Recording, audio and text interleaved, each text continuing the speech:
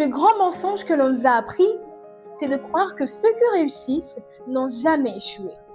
Nous poursuivons notre réflexion sur les thèmes « La vérité cachée derrière la réussite ». Dans l'épisode précédent, nous nous sommes posé une question essentielle de savoir si le talent est le principal facteur des réussites. Et nous avons compris qu'aussi important soit-il, les talents ne suffisent pas à lui seul pour réussir. Alors aujourd'hui, nous allons explorer une autre vérité qui est beaucoup réduite, l'échec. Comme le disait Winston Churchill, le succès, c'est d'aller de chèque en échec sans jamais perdre son enthousiasme.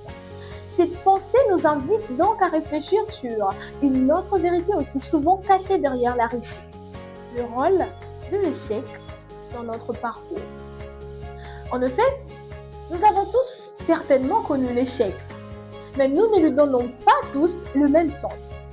Pour certains, l'échec est une épreuve d'incapacité ou encore une marque la fin d'un rêve.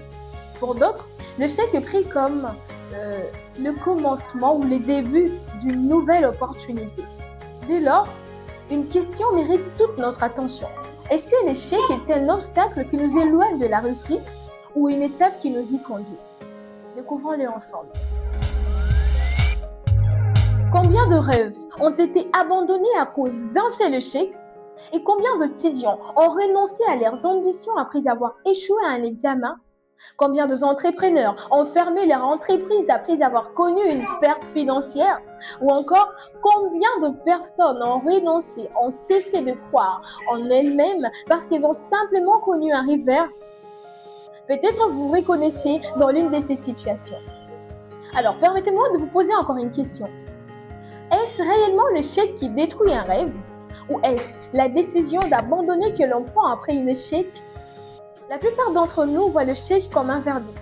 Pourtant, l'échec n'est souvent qu'un résultat qui nous indique qu'il faut apprendre, améliorer ou changer de stratégie. Sachez que les personnes qui réussissent ne sont pas celles qui n'ont jamais connu d'échec ou qui ont connu moins d'échecs que les autres. Mais ce sont celles qui ont refusé de laisser leur échec décider de leur avenir. Alors, mesdames et messieurs, sachez que l'échec n'est pas une preuve d'incapacité. C'est que surprenant ce que nous admirons les réussites des autres sans voir le nu des doutes, les erreurs, le refus, les portes fermées et le sacrifice qui les ont précédés. Nous applaudissons les sommets, mais nous ignorons la montagne qu'il a fallu gravir. Mais est-ce qu'on peut réussir sans jamais connaître les échecs? Peut-être. La différence entre une personne qui réussit et une personne qui abandonne n'est pas toujours les talents, encore moins la chance, mais c'est plutôt leur réaction face à l'échec. Ainsi, mesdames et messieurs, je vous encourage donc à ne jamais abandonner, peu importe le nombre de fois que vous allez échouer. Car l'échec n'est pas votre identité, c'est plutôt une expérience. Chaque échec peut devenir une leçon. Et chaque leçon peut devenir une force.